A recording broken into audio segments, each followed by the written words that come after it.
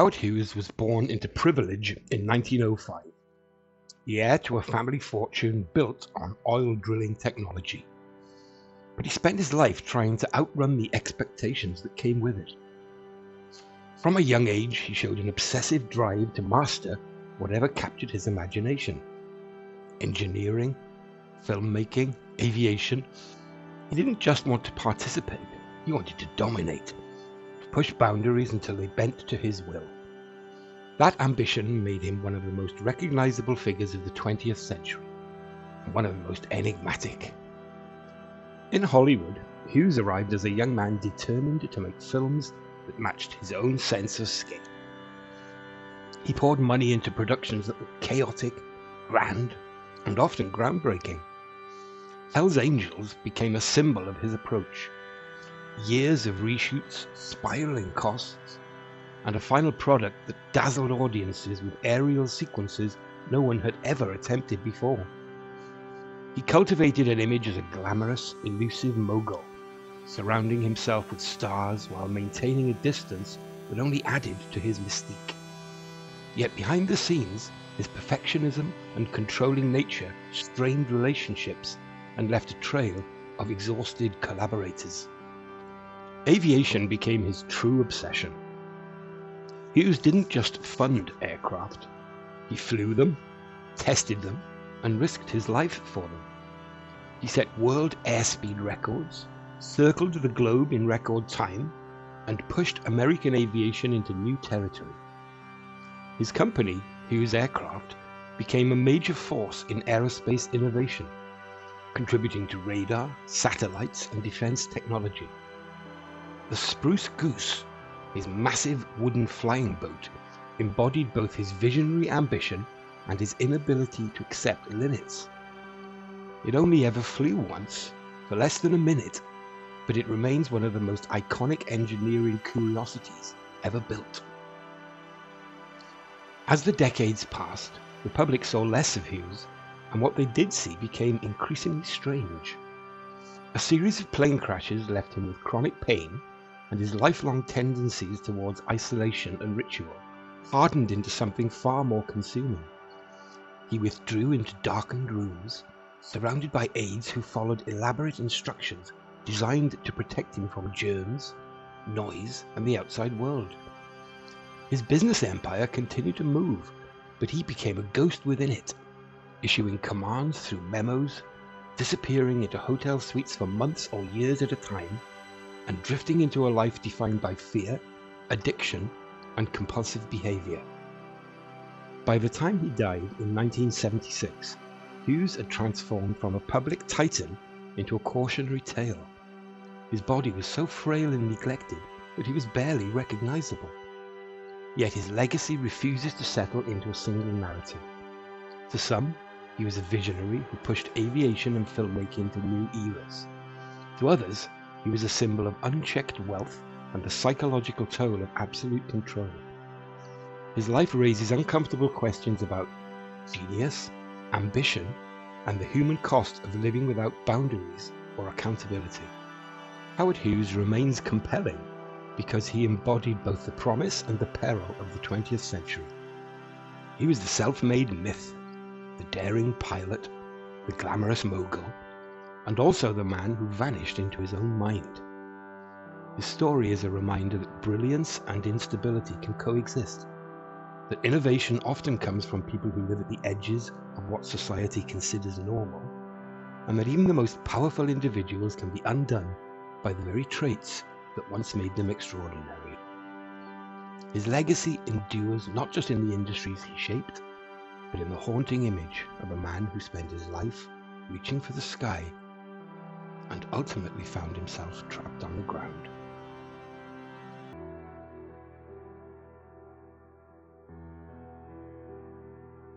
This is Howard Robart Hughes, Jr.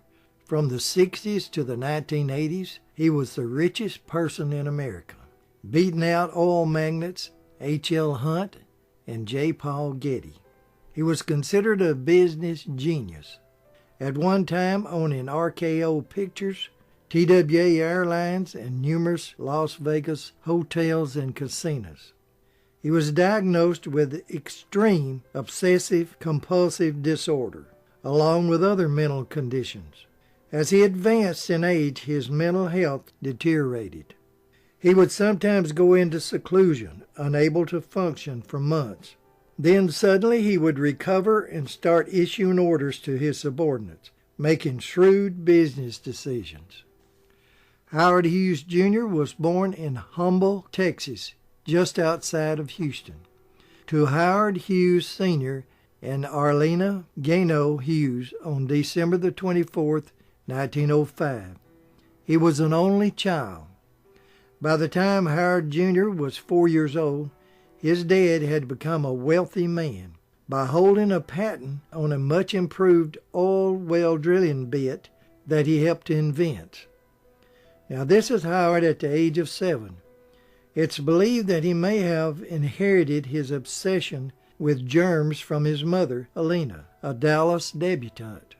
She was so concerned about germs, she would constantly check Howard every day for diseases and watching everything that he ate, having him sleep in her room until he was 10 years old, trying to protect him from germs. She was described as a beautiful, charismatic kook. As an adolescent, Howard became paralyzed for several months and unable to walk. Doctors couldn't find any reason and felt that it was mental. After a few months, he fully recovered on his own. However, he became hard of hearing that will plague him all of his life. At a young age, Howard showed interest in science and technology. Here he is in South Bend Junior High in Houston. Howard is on the left. He was drawn to engineering at the age of 11. He built the first wireless transmitter in Houston.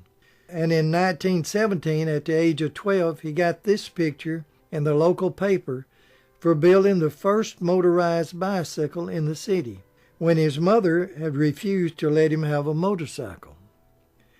During his teenage years, his family was living in this house at 3921 Yoakum Boulevard in Houston. At age 16, Howard was attending high school at the Thatcher School, an elite boarding school in California. He never finished high school, but was able to attend college courses at Caltech because Howard Sr. made a large contribution to the school. On March the 29th, 1922, Howard Hughes lost his mother, Alina, at the age of 38 from complications of ectopic pregnancy. She's buried in the Hughes family plot at the Greenwood Cemetery in Houston. After his mother's death, 16-year-old Howard returned to Houston and enrolled at the Rice Institute of Technology. 2 years after his mother's death, on the 14th of January 1924, Howard Sr. passed away from a severe heart attack. He was in his office on the 5th floor of the Humboldt Oil Building in Houston. 18-year-old Howard Jr. inherited $1 million plus control of the Hughes Tool Company, worth millions. Howard quickly dropped out of school at the Rice Institute, but a year later, on June 1, 1925, he married Ella Botts Rice. Ella was the grandniece of William Marsh Rice, from whom the Rice University was named. The next year, in 1926, Howard and Ella moved to Hollywood. He wanted to try producing pictures. He picked a family friend to run Hughes Tool Company, leaving him free to concentrate on making movies. The couple moved into the Ambassador Hotel in Los Angeles. He started his film career with his first movie, Swell Hogan, which was so terrible it never even made it to the theaters. It was Hughes's custom each time they would start a new profession. He would lock himself into a room and study, learning everything he could, taking 20 days. Not 10, not 15, but always 20. His next movie was a silent film entitled Two Arabian Nights, about 2 Americans captured by German soldiers during World War I, and one's attempt to escape a POW camp. It starred William Boyd and Mary Astor. This film won the Academy Award, Howard Hughes producer. His next film started out as a silent picture, Hell's Angels, about two British flyers that battled German pilots during World War I. After 1.5 years, the film was still not finished. Hughes decided to remake it as a talkie. The original female lead was a Norwegian-American, Greta Nielsen, who had to be replaced due to her heavy accent. Howard brought in 18-year-old newcomer Jean Harlow to replace her. Hughes, who was involved in aviation and loved flying, was determined to make the battle scene realistic by hiring over 70 stunt pilots. At one point, the pilots refused to do one of the flying sequences, stating that it was just too dangerous. Hughes, determined to get the shot, flew the scene himself, wanting to show off his flying skills. He got the shot, but he crashed the plane. He got a fractured skull and had to undergo surgery. Others were not so lucky. C.K. Phillips was killed while piloting a British fighter on way to shooting locations. Al Johnson ran into tension wires as he landed a plane and was severely burned. He died the next day. Pilot Ruford McAllister died without explanation. Phil Jones was killed during filming a scene while a bomber was supposed to crash. He was operating a smoke generator at the time. In early 1929, Hughes seen silent film star Billy Dove on the Starlight dance floor of the Baltimore Hotel in Hollywood. He began having her followed. She said even though she was married to director Irvin Willett, if she went somewhere, Hughes would just show up. He pursued her constantly, and they began a 3-year affair. When her husband found out about it, he demanded $350,000 from Hughes to divorce Dove. Dove said Hughes paid it. She also said that they once made a trip to Czechoslovakia to see a doctor about his hearing, but it didn't help. She left the affair in 1932 without ever explaining why. Also in 1929, Howard's wife Ella decided to leave and go back to Houston, where she filed for divorce. Hughes settled with her for $1.25 million. In 1933, Ella married again and had a son. Ella Rice passed away on the 23rd of June, 1992. She's buried at the Glenwood Cemetery in Houston. Ella was 87 years old. 3 years after his divorce from Ella, in 1932, Hughes will direct and produce, along with Howard Hawks, Scarface, that starred Paul Muni, and the film made a star out of George Raft. It was loosely based on the Chicago gangster Al Capone. That same year, Hughes established the Hughes Aircraft Company. He will eventually design and fly his own planes. Along with making movies, on September the 12th, 1935, Howard, in a plane of his own design, established the world's land speed record at 352.46 miles per hour. This is 30-year-old Howard Hughes being booked on the night of 11 July 1936 for negligent homicide. He was driving a vehicle that struck and killed pedestrian Gabriel S. Meyer, who was standing in a safe zone waiting for a streetcar at the corner of 3rd and Lorraine in Los Angeles. A witness stated that Hughes was driving erratic and speeding. Doctors stated that Hughes was intoxicated at the time of the incident. He was cleared of all charges when the main witness changed his statement and said that Mr. Myers stepped in front of the vehicle. His statement was backed up by Nancy Bailey, who was a passenger in the Hughes car. While flying a Lockheed 14 Super Electra in July of 1938, Howard broke a world record by flying around the world in 91 hours and 14 minutes. Just because I've been terribly worried that I wouldn't get out of here before the weather changed. I had a good break in the weather yesterday, and I've lost that, and I suppose it'll be fair today, but I've been in an awful rush to get away from here, and I hope you'll forgive me. Oh, you bet. He was given a ticker tape parade in New York City. By this time, Howard had met actress Katharine Hepburn and was involved in an 18-month romance. He bought her a ring, and they had planned to marry.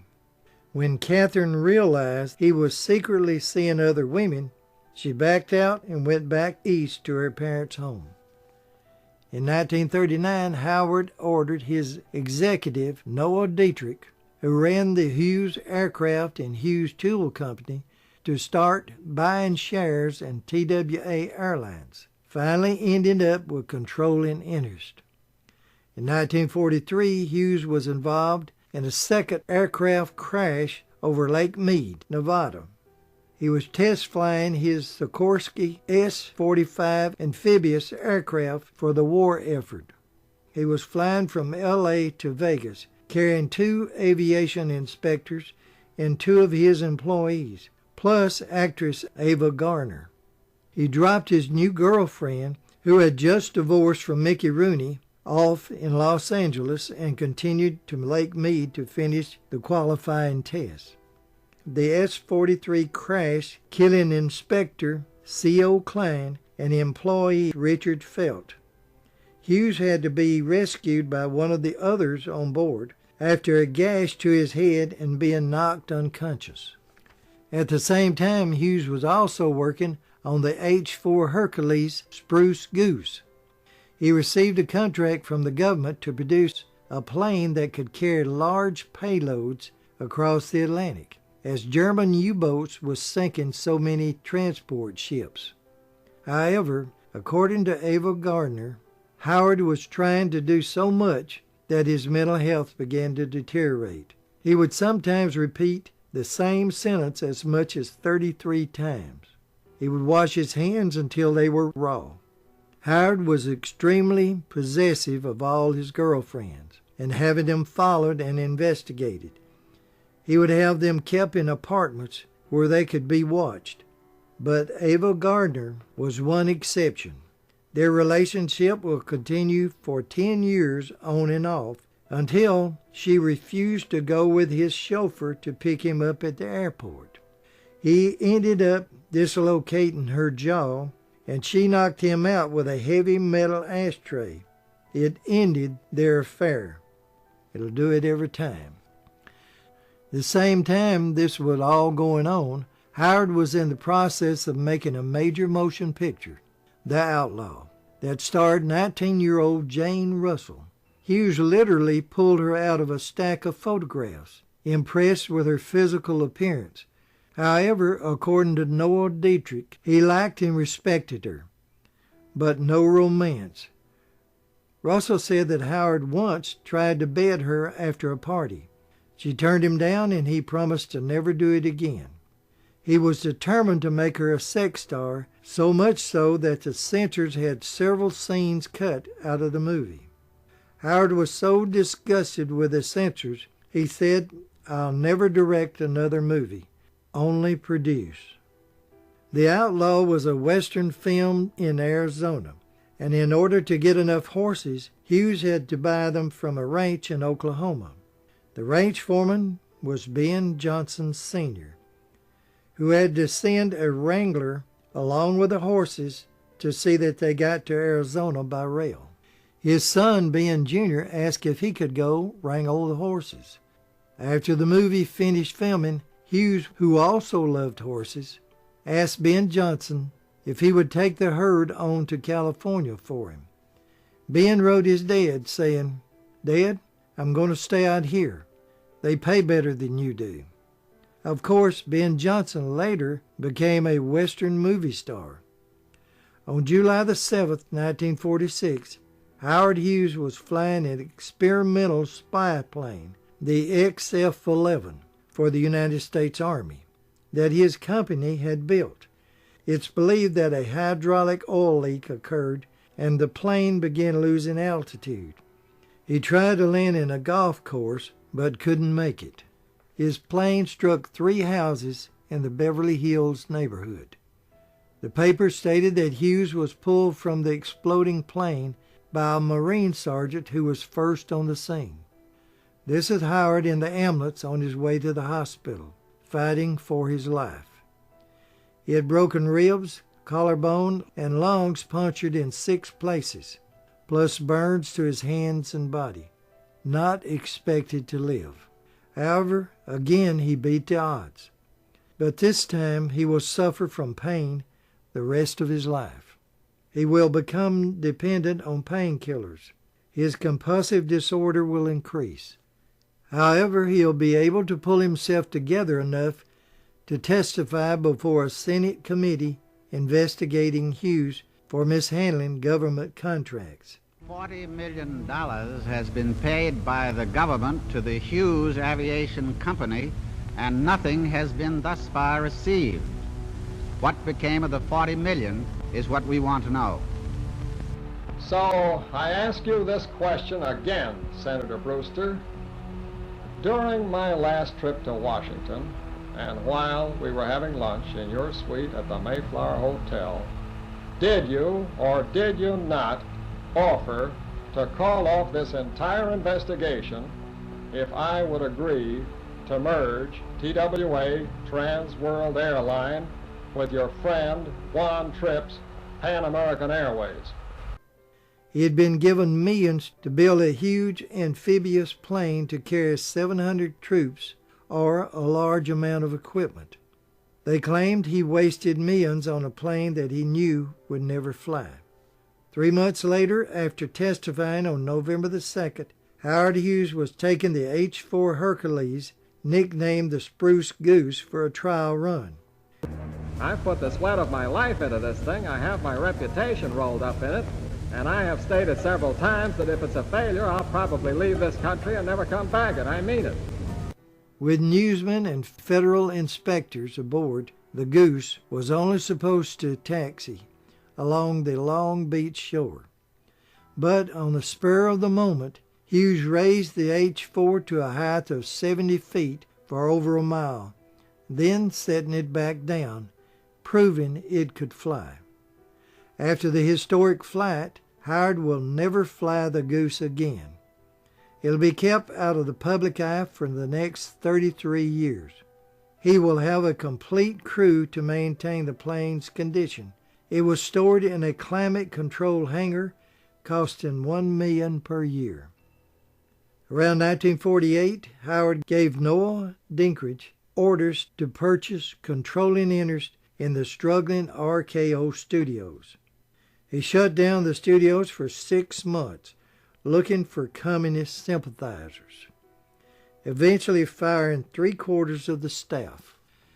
He had seen Betty Jane Greer modeling in the June 8, 1942 issue of Life magazine. He called her to Hollywood and signed her to a personal contract, but he didn't let her act. Jane Greer would become private property of Howard at the age of 18. She said that she had heard of his compulsive disorder, but realized how uncontrolled it was at a restaurant when he left the table to go to the bathroom. When he returned, his shirt was soaking wet. When she asked why, he said he had to take it off and wash it because it had a chocolate spot on it. To try and get out from his control, she married Rudy Valley. Hughes was outraged, and the marriage failed 6 months later. She moved in with Howard, but he was demanding. He told her he would ruin her career if she ever left him. She married Edward Lasker, a businessman, and escaped him. In 1949, it was reported that Hughes became infatuated with teenager Elizabeth Taylor and actually offered Taylor's mother $1 million if she would allow him to marry her daughter. They laughed at the offer. Hughes had started dating Ida Lupino when she was only a teenager.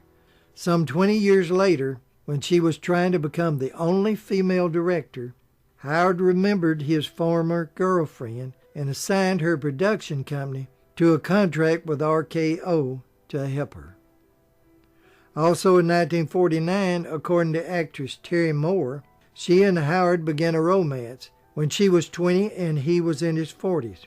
According to Terry, they were married on a yacht in international waters. Unfortunately, the ship's logs and records were lost. Although she couldn't prove the marriage, the Hughes family gave her an undetermined amount of money after Howard's death. Terry said that he married her because she refused to sleep with him outside of wedlock. The next year, in 1950, Hughes spotted a picture of Italian beauty, 23-year-old Gina Lollobrigida. He had his representative offer 2 plane tickets for her and her husband, but only 1 ticket was sent. When she arrived in Los Angeles, believing that it would be the beginning of her Hollywood career, she was placed in a hotel with security guards outside the door, not allowed to leave the room except with him, and couldn't make any phone calls. He tried to persuade her to leave her husband and marry him. After a month and a half, she demanded a plane ticket home. He agreed, provided that she signed a contract never to work in the United States for anyone but him. She signed and went home. After his near-fatal plane crash in 1946, Howard became more and more addicted to painkillers and drugs. He became fanatical about germs, so much so that he had his 1954 New Yorker equipped with an aircraft-grade filtration system, and he would never shake hands with anyone. In 1957, Howard married for the second time. He had become interested in actress Jean Peters. It was speculated that there was talk of having him committed, and he married so no one could commit him but his wife. He flew Jean and aides to Nevada. Howard planned every detail. They were married in a local motel. Everyone had to wear duck hunting clothes. They'll remain married for 13 years until 1971. She will live in a mansion near Beverly Hills, guarded by security and rarely seeing her husband. They communicated mostly by phone. After Hughes moved into the Desert Inn in Vegas, she would sometimes make a trip to see him. Investigators would follow her everywhere and report back to Hughes if she even spoke to someone. By 1971, when she divorced him, he was so far off the rails that it was doubtful if he even knew. He gave her a lucrative settlement, or at least his representatives did. After the divorce, she will quit pictures and give up public life. She'll marry Stanley Hogue, an executive at the 20th Century Fox. On October the 13th, 2000, Jean Peters will pass away from leukemia at the age of 73. She's buried at the Holy Cross Cemetery in Culver City. The next year that they married, in 1957, Hughes got out of the motion picture business. He gave up his position as chairman of RKO. For years, the center of Howard Hughes' empire was located at 7000 West Romaine Street. Security was so tight, Noah Dietrich, who ran several multi-million-dollar companies for Howard, had to stand on the street and someone would drop a fishing line out of a second-story window with his check attached. That's how he got paid. In December 1957, Hughes decided that he wanted to screen some movies. He locked himself in a darkened screening room and didn't come out for 4 months, eating only chocolate bars and drinking milk. He urinated in empty bottles and placed them all in a row. He sat naked in a chair. He watched the same movies over and over. The Conqueror had been filmed the year before in 1956. It starred John Wayne and Susan Hayward. Hughes hated the film so much that he spent $12 million to buy up every copy of the movie. so no one would ever see it. When Howard finally emerged from the screening room, he was a physical and mental wreck. He ordered that no one look at him or speak to him unless he asked the question. He moved into the Beverly Hills Hotel and rented bungalows for himself and others. There he soon began acting as he did in the screening room. During 1958, Hughes dismissed longtime right-hand man Noel Dietrich. In his place, he hired Robert Mayhew, ex-FBI with contacts at the CIA. At first, his main job was to keep an eye on his wife, Jean Peters, and others. Robert will become close confidant of Howard, but he will never meet him face to face. They communicated by memo and telephone. This is a 1961 picture of Howard Hughes, 15 years before his death. It's believed to be the last picture ever taken of Hughes. In 1966, Howard arrived in Las Vegas by private train. He rented an entire 9th floor of the Desert Inn, plus the 8th floor for his headquarters operation. Within a year, the hotel asked Hughes' party to move. They needed the extra rooms for high rollers, as Hughes and the staff did not gamble. Not wanting to leave his seclusion, he bought the Desert Inn. He never did anything himself. He only issued orders for others to carry out. One such order was to buy the Silver Slipper Casino. The sign advertising the Slipper was shining into his dark room, so he asked the management to turn it off. They refused. So he bought the Silver Slipper. And when he learned that the sign was making money for the casino, he left it on. Hughes then began a buying spree. It may have been his compulsive disorder that started it. But he ended up buying the Frontier, the Sands, the Castaway, plus Harold's Club in Reno, a radio station, and thousands of acres outside Vegas. By 1971, Howard was in such bad shape, he told Robert Mayhew, "The reason I don't want you to see me is if you seen what I look like, you wouldn't follow my orders." He sat in his darkened room, naked.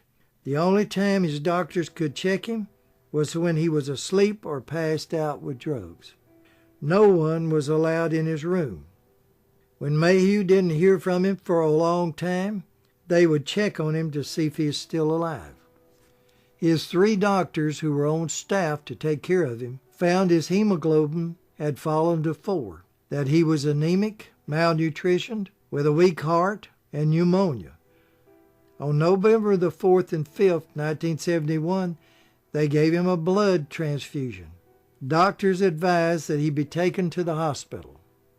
Afraid he would be found incompetent, he issues orders to leave Las Vegas. He was carried down the fire escape on a stretcher with his head covered at the Desert Inn, put on a private jet at Nellis Air Force Base, and flown to Paradise Island in the Bahamas. Howard had been paying rent for the 9th floor of one of the hotels for over a year. For the next 5 years, he'll move from hotel to hotel. In 1968, a Russian nuclear sub sank close to Hawaii. But in 1972, the CIA contacted the Hughes organization to help in a secret plot to raise the Russian sub without Russia knowing about it. The government paid the Hughes Corporation to build a ship to raise the sub using the cover story that Hughes' ship was to mine magnesium in the sea. It worked and part of the sub was raised. By early February in 1976, the Hughes entourage was living in the penthouse at the Princess Hotel in Acapulco, Mexico, where he stayed in the dark, sitting naked, not washing, relieving himself in bottles. By this time, Howard Hughes had become emaciated and deranged, unable to communicate from his physical condition and long use of codeine, a weaker form of morphine. His 6'4" frame weighed only 90 pounds. His hair and beard were extremely long and unkempt. His fingernails and toenails had grown so long they curled. He also had bed sores. On the morning of April the 5th, 1976, Mexican doctors were called to the Princess Hotel. They was told by Hughes' staff doctors that Howard had gone into a coma from convulsions 3 days before on April the 2nd. They thought it might be a brain hemorrhage. A decision was made to fly him to the Methodist Hospital in Houston. He was placed on a private plane headed for Texas. At 1:27 p.m., the doctors pronounced him deceased somewhere between Acapulco and Houston. During the autopsy, doctors discovered 5 hypodermic needles broken off still in him. Doctors stated his cause of death was most likely kidney failure. Howard Robart Hughes, Jr. is buried in the family plot with his parents in the Greenwood Cemetery in Houston, Texas. He was 70 years old.